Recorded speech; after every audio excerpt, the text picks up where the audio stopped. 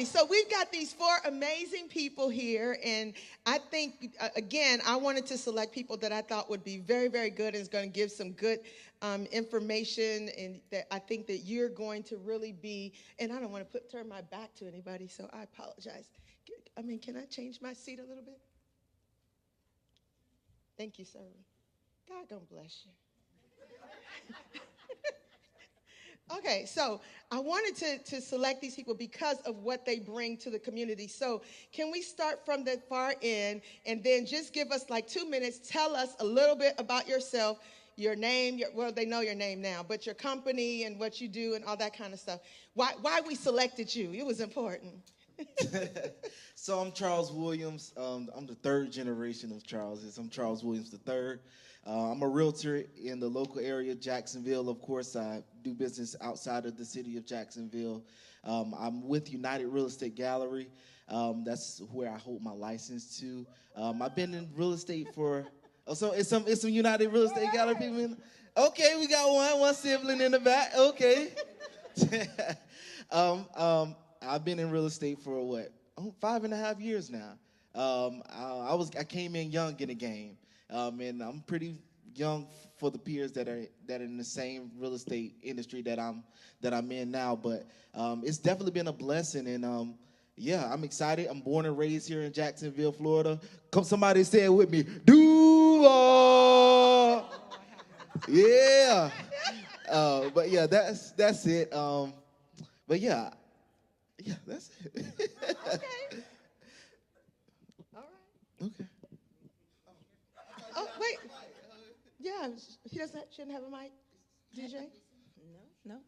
Hey, everyone. I'm Cheya Thousand. My company is CT Wellness Co. We are a leadership development and wellness curation firm. We work with nonprofits, government agencies, and corporations to develop leaders, make them better, and allow them the necessary tools to take care of themselves while doing it.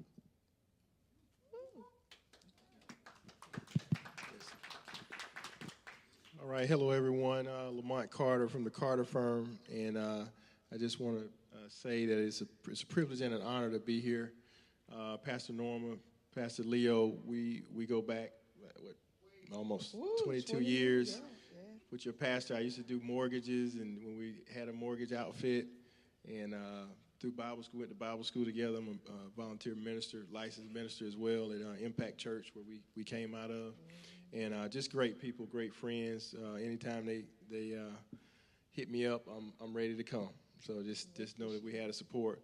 But my primary passion and my gifts have everything to do with being a resource, connecting people and resources. That's kind of what I do. I'm not just a law firm or and for a period of time I had to kind of figure out God, what is this? I got peanut butter and no jelly. I got, things that don't match here, I went to a few firms even after that. But even prior to that, counsel, we have a consulting business too. My wife is a therapist and counselor. But once again, I'm here to be a resource, and not just for legal problems, but all the things that face entrepreneurs and business. I've been in real estate for I guess about 27 years, finance, and even way before legal. So, but just glad to be here, and thank you for having me. Thank you. All right. Well, good evening, everyone. I am Dr. Sharon Flowers, and truly this is an honor and a privilege. So I would say I was a little bit surprised to get the offer, because I think I'm a baby when it comes to business. But my passion is publishing, storytelling. And so I'm the owner and CEO of Purposeful Pathway Publishing Company. And so I want to share and tell stories and help you tell your stories, because I do believe that everybody has a book in them. And believe it or not, your book is going to help someone else. And so that is my mission. I believe that's what God ordained me to do. And I am also a networker. So I'm always out in the community trying to help somebody do something or connect them with a resource that will help them. And so that is me. And so it's an honor to be here. Awesome. All righty. So this is a great panel. They've already been given the questions, so they should be ready with some good hot answers for you. So the goal of this panel, though, is so that you as business owners, that you can hear some of the things that they're talking about. One of the things that Bernice Loman has talked about forever, ever since I first was introduced to Bernice, has talked about marketplace ministry. And many times as believers, we want to do everything in the church and ignore what needs to be done. I remember Miles Monroe said something many years ago, and Lamont, you may remember this. Miles Monroe came to our church and he made a statement, and he said, what would you be doing if man had never sinned? If men had never fallen, who would God have created you to be? What is your purpose? What has God placed on the inside of you? And I think about what the scripture says, and where it tells us that God said that before I knew you, I'd already had predestined you. I'd already had given you an assignment. Before I formed you, I already put you in to give you an assignment. I already anointed you and appointed you. And so there's things that God has placed on the inside of us that even as believers, as Christians, as preachers, teachers, apostles, whatever your calling is, there are things that God has placed on the inside of us that he means for us to give birth to. And we can be believers in the marketplace, in the business place, and we should be able to have some of those kingdom principles. So the first question I want to ask, and I want to start with Charles, and I won't go down the line, but I just want to start with him. How do kingdom principles influence the decisions that you make as a business leader? That's a weighty question, and I want to, with full transparency and with my heart, real estate is one. It's a very important business. We deal with buyers who may have thought they weren't able to buy, and then you have sellers who may have been going through a divorce, or there may have been a death, and so the integrity part is what comes to play and what comes to mind. There's opportunities in which you could influence a buyer or influence a seller based on their ignorance, and you could pretty much manipulate a situation where you could have a higher earning or terms that are unfavorable for the buyer or the seller.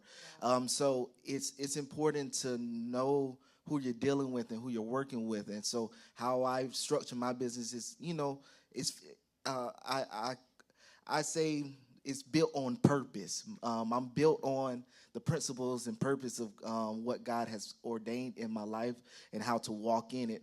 Of course, that's the biggest thing. A lot of things that comes up, it could be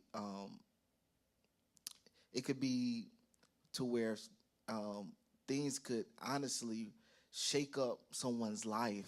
If we're being quite honest, real estate is probably the biggest transaction that someone may ever deal with. We're talking about people's livelihood at stake. People that needs to lay their head at. Maybe they sold their previous home and now they're getting to a next property. And so it's a weight of decisions, and being someone that you can trust and someone that honestly has a heart and care for someone, it's very important. And being honest and true, it'll take you a long way. Wow, love it. So Lamont, I'll ask you that same question, because you're in a field where people say, how do you, that old saying? I'm not saying that about you, but we probably all have heard it. How do you know when a politician or an attorney is lying? And what's that thing? Whenever they open their mouth. So as I ask that question of you, I ask this in all sincerity: how do kingdom principles influence the decisions that you make as a business leader? Well, I think that when you talk about a principle, you talk about foundation, right? Sure. And when you're in business, you're gonna meet a lot of people. You're gonna see a lot of different opportunities, and you really have to consistently go back and check what your foundation is.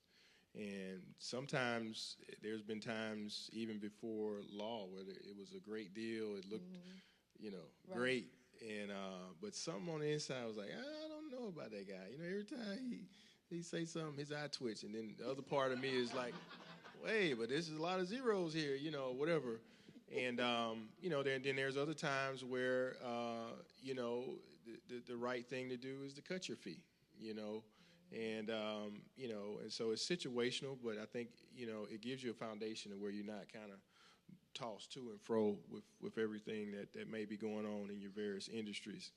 And, once again, I think that has a lot to do with your first personal relationship with the Lord. I had to get to the point where when God told me to start a Carter firm, I was like, this law firm is not quite fitting. And then, another insurance company came and kind of headhunted me, and it's like, I don't like, this doesn't fit well here, And it had a lot to do with the people that I saw just had different principles, and really made it challenging for me to flow in what I do, And so I hesitated several years, and then when I finally launched it, it was like, God had people coming from here and there like they were waiting on me. Yeah. And that's what really amazed me is that, God understands what he's doing. So, keep him first, keep him at the foundation, and you can't go wrong. It's Awesome. Thank you. Okay. So I hope y'all getting some good nuggets from some of the things that they're saying. I want to move over to this question to you, Cheya. I want to ask this question. How does your faith shape how you lead clients, teams, or partnerships? And I ask you that in particular because, some of the things that we work on together and some of the things that I know the clients that you have. So again, Cheya is we're business partners in a couple things. So in a couple of contracts, government contracts, and we've won some contracts together. So it's been amazing. And just, this is my sister from another mister. But so I really want to ask you that question, Cheya. So ready? Go. Yeah, so I take my faith everywhere I go. There's no question about who I serve, what it is that I profess in every room that I'm in. If you hire me, I have in my contracts that you've done your due diligence. So when I come in here talking about God, if you don't like it, that's on you. Because my contract states you've done your due diligence and you're hiring me because you like the services in which I offer and you want to. So when I go into organizations, I teach on self-care, I teach on wellness, I teach on leadership development. And when I'm having these conversations, I say, I'm a Christian, this is my faith, and you need to be anchored in something. And this is what it looks like. And so you may not believe that, but I'm talking about my faith. And it's funny because I did a presentation at the University of Michigan, and someone came to me afterwards, and she said, I just want to let you know, I'm a pagan. And I was like, wow, never met a pagan before, but okay. I've never had a person tell me they were a pagan before. That was the first time in my life. And she was like, you should reference other faiths. And I was like, but how would I do that if I don't know them? I can speak on the one that I know. And that's the one I have personal relationship, because it's not just about God and me saying him, Jesus Christ and me saying him. No, I have a relationship with him. So I speak from a relationship point of view, and that's the one I reference. I say, if that's not your faith, that's okay. So you're a pagan. You take what you want from the situation. You take what you want from the workshop, but I'm not telling you how to live. I'm telling you how I live. And so that's in every room that I enter.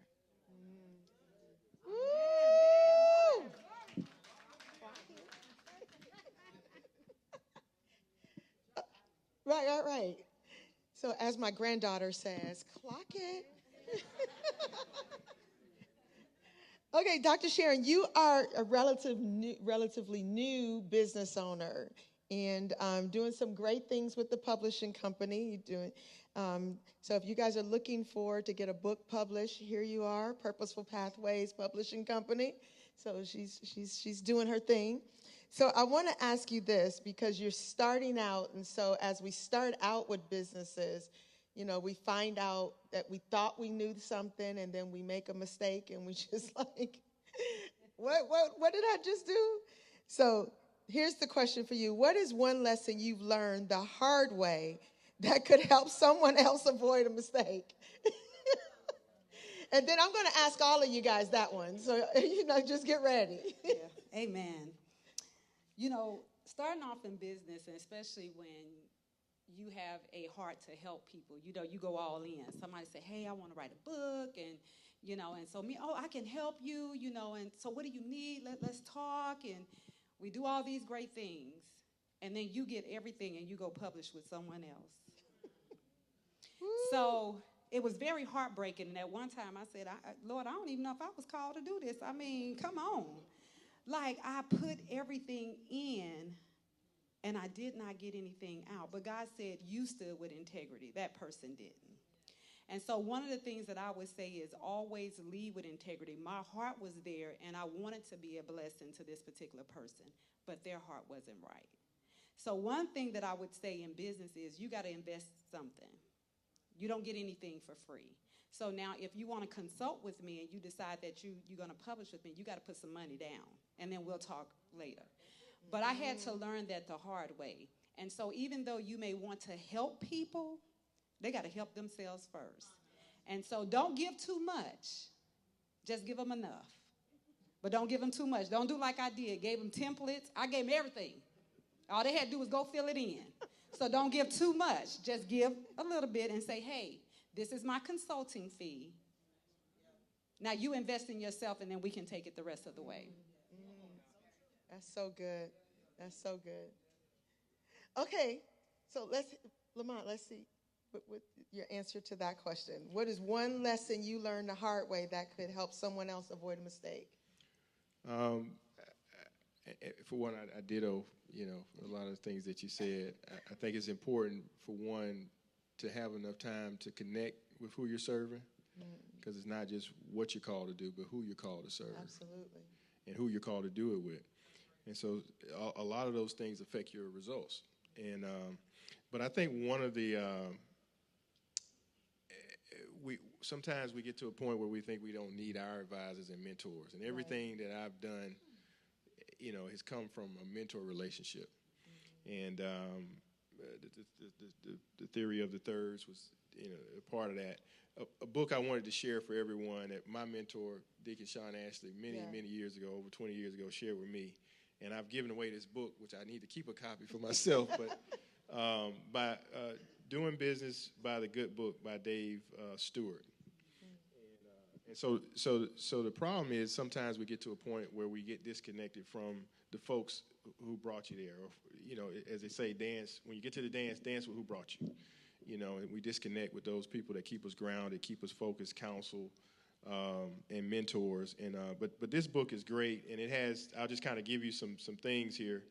And Dave L. Stewart is the wealthiest African American in the U.S. But principles on integrity, delegation, having a vision, long-term thinking, and he gives scriptural references. And so once again, just staying in touch with your core relationships, with those folks that advise you and got you to that point. Of course, God is at the top of that chain, right? And and being able to be your as they say, your whole self, not leaving your faith on the sideline. When you get in those positions, you're one step away from slipping. And so I think just kind of staying connected with your advisors and mentors, your pastors, those folks who outside of whatever the discussion is, they don't have any other reason but to root for your good. So that's good. Okay, Cheya. All right. I know everyone who is starting a business thinks they need money. You don't. I need to tell you, you don't need the money right now. Everyone wants the money as soon as they start the business. But when Willie said it earlier, if your structure and your foundation is not set, you do not need the money. And that's something that's going to cost you in the long run if you get it too soon. And there's a such thing in government contracting as the 8-8 program. And people always say, join the 8-8, join the 8-8. No, it's not something you do haphazardly, because what can happen, and once you join that program, it has literally the capacity to change the generational wealth of your family. But most people join it too soon, and you only have a certain time span with it, and you can only have it for a limited amount of time. So because of that, most people join it, and they don't do the proper preparation, like Willie spoke about. So they spend the first 2 to 3 years preparing while they're in the program. Well, you only have 5 more years left in that program. So now you've lost 3 years of building generational wealth because you weren't prepared and you got it too soon. So all money ain't good money, especially when you're not prepared to receive that money. Right. So don't go after money just because you think you need money for product.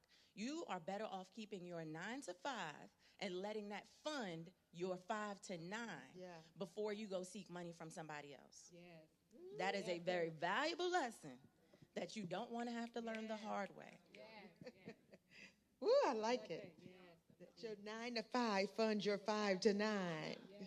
That's good. All right, Charles. For me, it's you gotta figure out who are you gotta figure out who are time wasters, especially in real estate. Wow. It's people waste your time. They'll have you go see a house. Oh, I would love to see this house. And y'all swiping on Zillow all night long. Ooh, so you gotta find out what is bait and what is the real deal.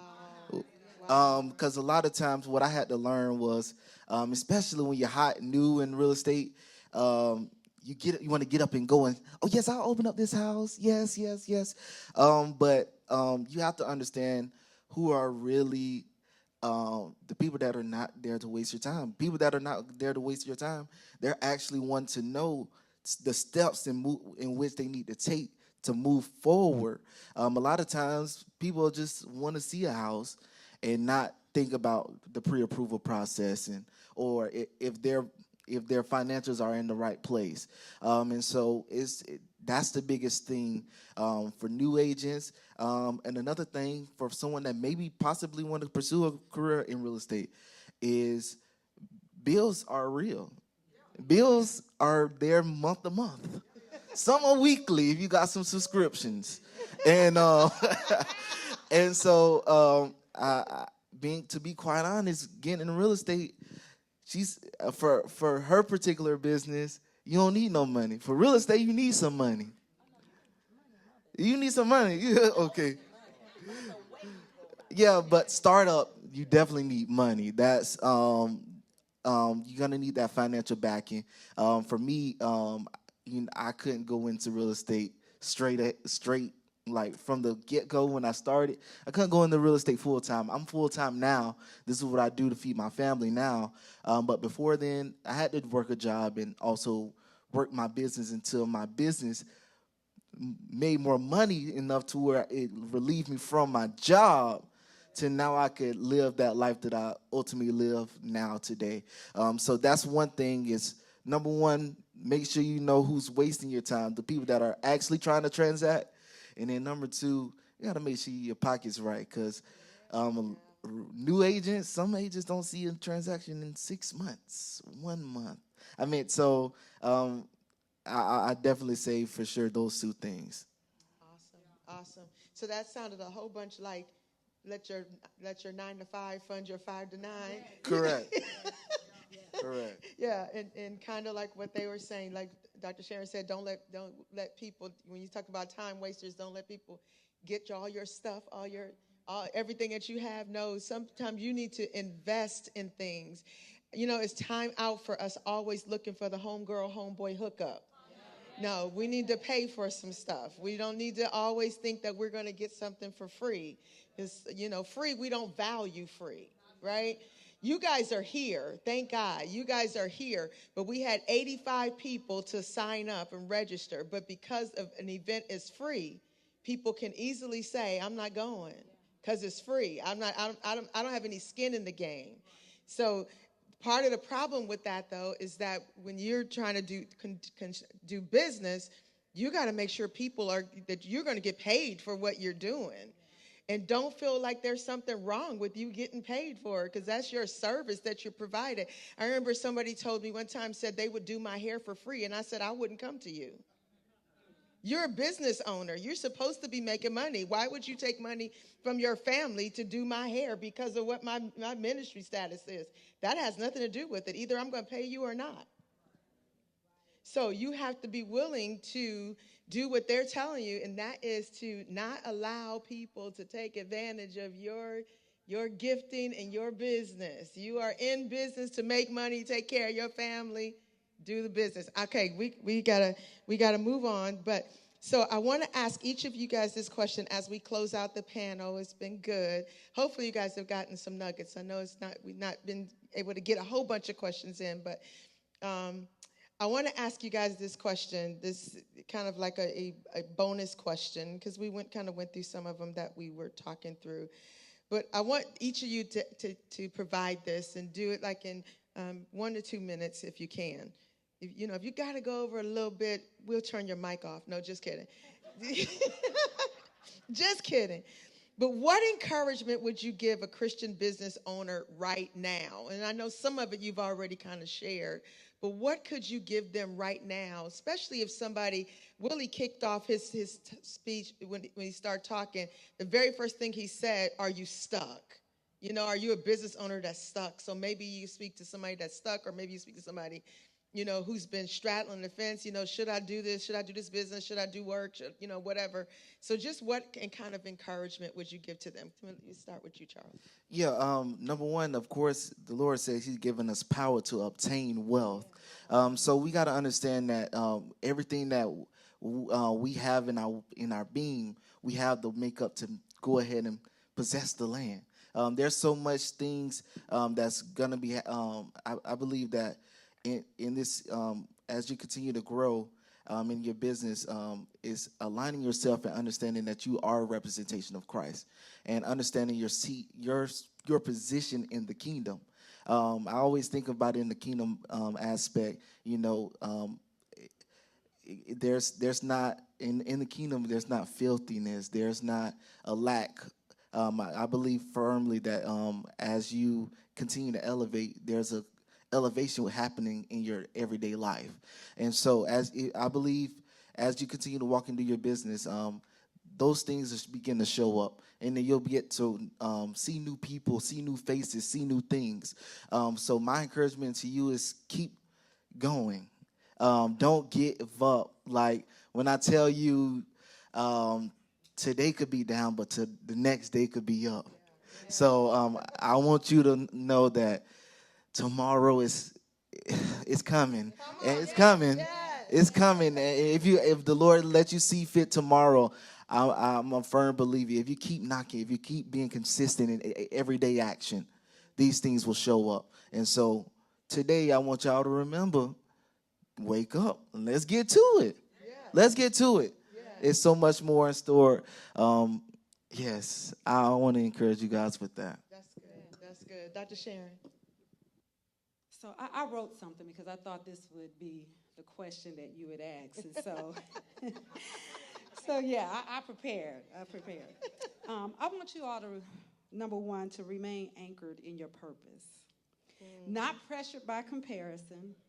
Honoring God in business requires courage, patience, consistency, especially in a marketplace that often rewards compromise. Stay faithful to God. Wow. Stay faithful in the small decisions. Trust God with the outcomes. Remember that success in the kingdom is measured by obedience, impact, integrity, not just revenue. God is deeply invested in work done with a surrendered heart, and he is faithful to guide, sustain, and multiply what he has aligned in his will. Yes. So stay anchored. Ooh, that's good. All right, Lamont. I think very simply, you gotta get started. I think the hardest step is always the first step, and for many of us as believers, that's going to be a step of faith. And I think that from there, the proof is in the pudding. If God called you to do something, you're going to have the gifts to do it. If a plumber showed up to your house and he don't have no tools, or he got the wrong tools, you're like, wait a minute, are you sure you know what you're doing? So sometimes we have to first get started to prove to ourselves that God has called us to this area and gifted us. Another principle out of Dave Stewart's book, which I use to this day. And it's out of John 13, where it said, Jesus says that if you receive me, you receive the one that sent me. And he applied that to the principle of referral. And so what I believe and what I've seen personally in my own life and many of my clients is that there are people waiting on you to get started. And if you can just see that, if you can just experience that one time, there were times where, I would get calls. I looked you up on the bar. I said, well, who referred you? And sometimes there is referral from relationships, but sometimes God will just have people prepared to come. And even when you say, oh, I'm not an expert, I'm still learning, that's the process, and it's refined. And so I just say, get started, take that first step. Awesome. Amen. Awesome. All right, Ms. Cheya, roll it out. Seek the Lord. Like, I can't stress that enough, because sometimes people will say, well, God gave me this, but did he? Or is that your voice? Ooh. Seek the Lord no matter what, because if he's blessed you and given it to you, he's going to provide. Those referrals are going to come. The finances are going to come. Things will just be drawn to you. But also know, and I love that you use John. John 16:33 says that you will have these opportunities. These things will happen, but you will go through tribulations and troubles in the world. But take heart, for he has overcome the world. So you'll have adversity. Don't think just because it's easy, it's all from God. The enemy is also very clever. Yeah. So just because it's easy doesn't mean it is from God, which is why you have to seek him. Please open your word. A lot of us say we be reading, but we don't be reading. Yeah. Because if you be reading, it'll be real clear who's wicked and who's not.